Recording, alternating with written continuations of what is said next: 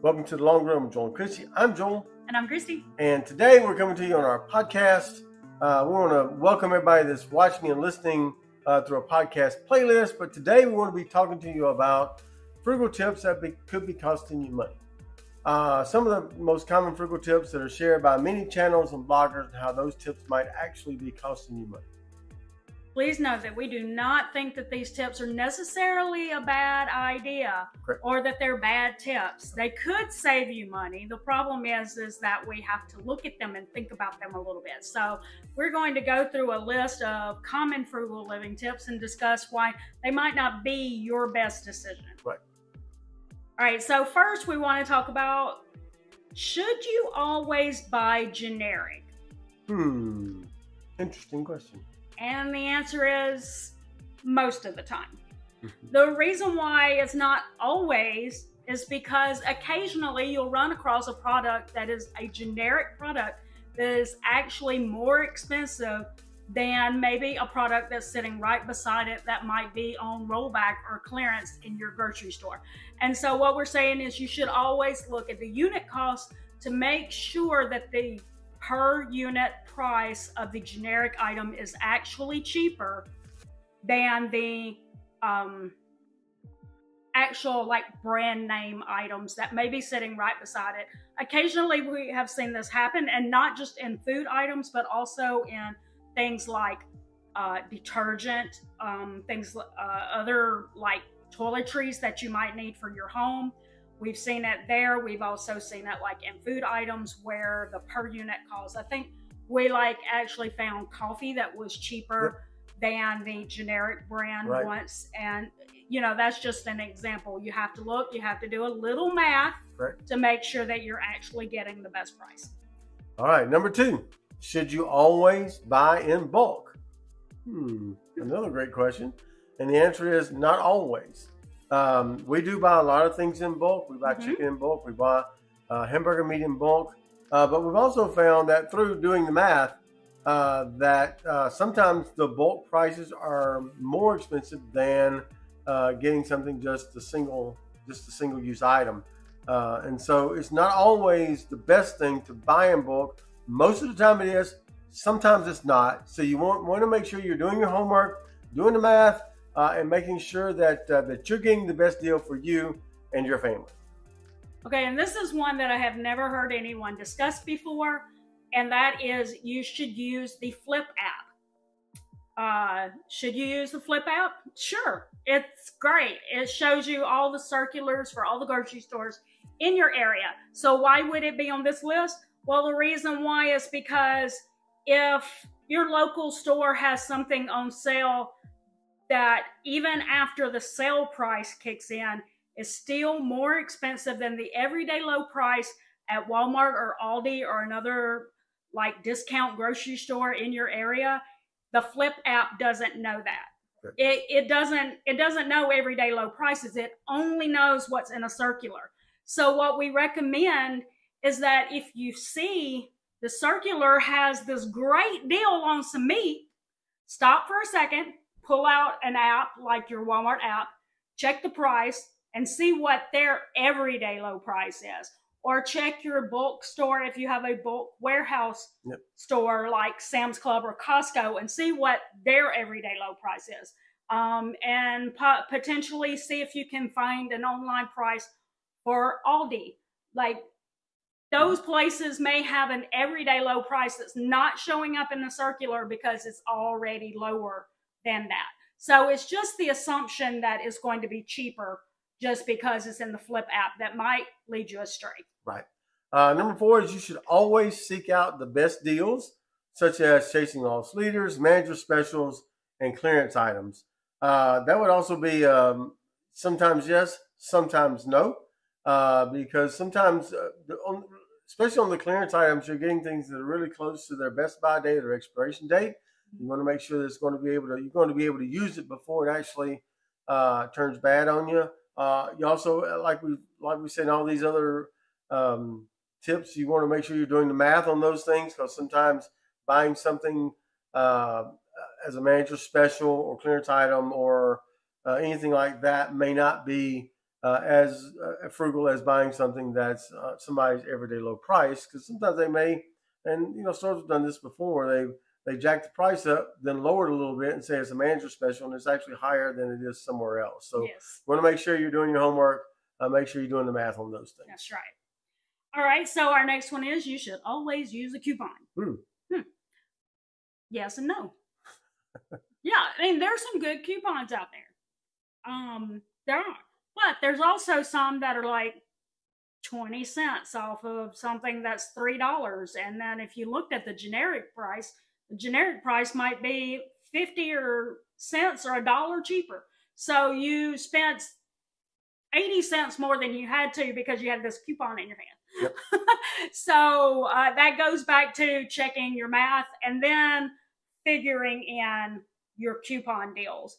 If the coupon deal makes the item per unit cheaper than generic or bulk or something like that, then yay. Yeah. But if the coupon still doesn't lower it lower than the generic or the bulk prices, then you're just still paying for a brand name. You just got a piece of paper that said you could have it for 20 cents less. So it's good if you find a good one.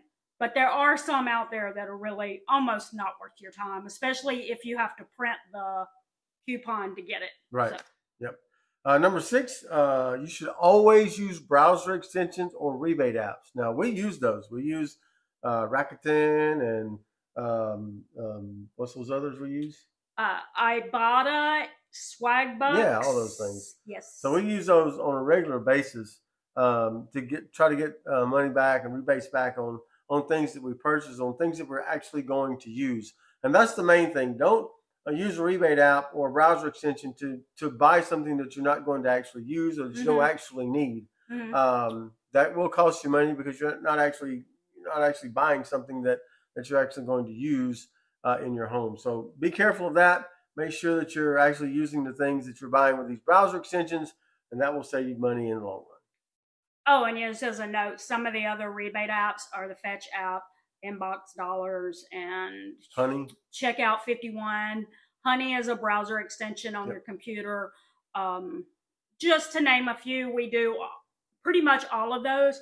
But yet we make our list first for our groceries, and then we go back and we see if there's any coupons or rebates that we can get that will save us money on those things, so that we don't just convince ourselves that we need something that we didn't even know we needed. Right.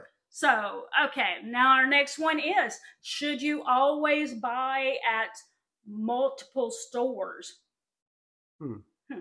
Well, it depends. Yeah. And that's what you need to understand is, while it's a great tip that you can get your groceries at multiple stores to make sure that you're getting the best price at all of them, and we shop at more than one store, it may not be the best tip for you. And here's where the problem comes in is, how far are you driving between grocery stores to get the different deals? If you're putting miles and miles in between each one, say your Aldi is 10 miles down one direction, your Walmart is back the other direction plus another 5 miles, that's a lot of miles just to save a couple of dollars. You do better just to pick one and shop at it only, and accept that you'll spend a little bit more at the store, but you'll spend less on gas. For us, one of the reasons why we use multiple stores is our Aldi and Walmart are across the street from each other, and our Sam's Club is in the same parking lot with our Walmart. Right. So we have 3 right there, and so you'll see us continually on our channel using the same 3 stores. The reason why is because they're right there together. Yep. And sometimes we'll go to Aldi, and while we're in Aldi, we'll price compare Walmart's prices while we're standing in there, because we know that if we find something cheaper, we can just go across the street to Walmart and it won't take us any time. It's right there. So the question is, how far are you driving between grocery stores just to save a couple of dollars? Yep. If the answer is multiple miles, then you're probably wasting a lot of gas money just to save a little money. Correct. Number 8 is, you should always shop at blank store, and put the name of your store in there because it's always the cheapest. And that's not always true. I think you're seeing a common thread here in all of these is the use of the word always. We're going to talk about that a little bit later. Yeah. But you should always shop at this particular store. It's my favorite, and it's always the cheapest. And that's not always true. That's right. If you're doing the math between stores, you have stores that are close to you. Do the math between them and see which one has the best deal on the things you're going to buy that particular week, and then go to one store, then go to the other, and make sure you're getting the best deal on all the things that you're needing for your list that week. Now, we have done several videos. In fact, we did a whole series called Do the Math, where we showed ourselves in the grocery store showing how we price compared to make sure that we got the lowest prices. And we even did some where they were comparisons between store to store, showing that even stores that are typically known as the cheapest store or the best place to go and is not always. I mean, it was like, I think 85% of the time it was cheaper, but there was about 15% of the time when it wasn't. Yep. So the question is, where are you going to have to go to the other store for something that maybe isn't available in the other one? Then why not price compare and make sure you're getting the best price at both locations? Correct. But now that we've talked about that, that's quite a few of the grocery tip ideas. Now we're going to have just 2 more frugal living tips that aren't specifically about buying groceries, but they are very common frugal living tips that still could be costing you money. And the next one is number 9, which is you should do no spend months, or you should do no spend years, or you should stretch your grocery shopping from 7 days to 10 days. And while those are great, we do no spend days. Yep. There's nothing wrong with that tip. The only problem that you might run into is if your mindset thinks, I'm going to do a no spend month, so I better go and buy a whole bunch of stuff so that I don't run out of anything during my no spend month, then you might end up spending more money on groceries right before your no spend month started. Or if at the end of your no spend month or days, or after you've gone from 7 days to 10 days, and at the end of your 10th day, if you go and you buy up a whole bunch of stuff, making up for lost time, you might end up spending more than you need to. It's kind of like when people go on diets and they don't eat anything, or they restrict a certain thing, and then when they finally get a chance to eat some dessert or something, and they can't, like, they have to eat it all right then. It can be the same thing with spending money. If you restrict so much that you end up spending too much money in one go because you're it's like binge spending. Yep. Or, like I said, you buy more than you needed before a no spend comes because you want to make sure that you're not overspending, or where you make sure that you're not spending at all, that might cost you more money. You're like, oh, because I'm going to buy all this, and then you end up throwing away some stuff because you didn't use it all because you bought too much and before that no spend started. I mean, I hope that makes sense. On both ends, you could end up spending too much money if you feel like you have to make up for lost time. Right. Okay.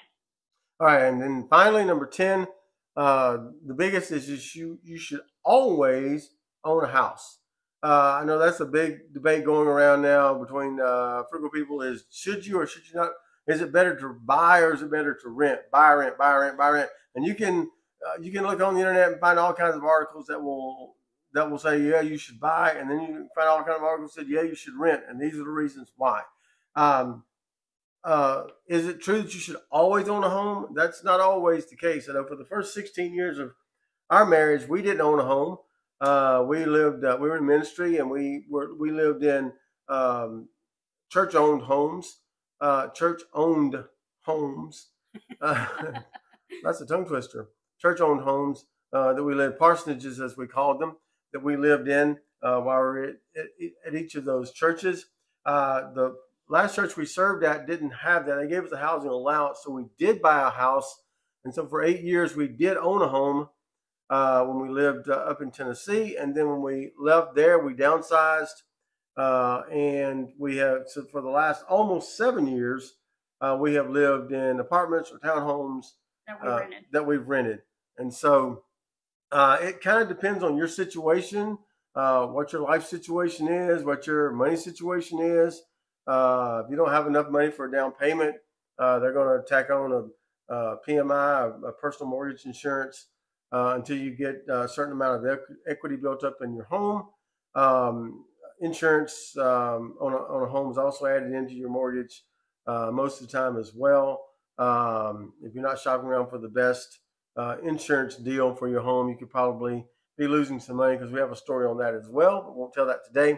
But we do have another story on that as well, where we saved a good deal of money by just changing our homeowners insurance that lowered our mortgage by about $100 to $200 a month once we did that. Another thing to consider when you're talking about a home is maintenance on your home. Yep. If you are not prepared financially with an emergency fund or some kind of housing fund before you buy your house, then you may run into a lot of problems. We did. We jumped right at the first opportunity we had. We were like, we're going to buy a house finally. Yeah. Finally, we're going to be homeowners. And we had zero emergency fund. Yep. And so the whole time that we lived there, the 8 years, we were constantly repairing something and then trying to build an emergency fund, and then immediately having to spend that emergency fund because something would break just about every time we got it saved up. Correct. So if you don't already have an established emergency fund, then you may find yourself constantly having to repair something and completely wiping out every bit of money you saved every few months. Correct. So it's not always the best thing. Another thing that you need to consider when you're talking about should you buy or should you rent is look at the prices in your area. If the rent is more expensive than having a mortgage, then maybe you need to go ahead and pull the trigger.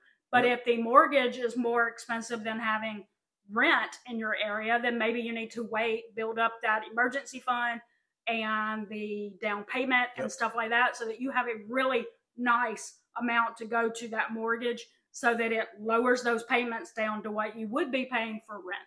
Correct. So that is all that we have.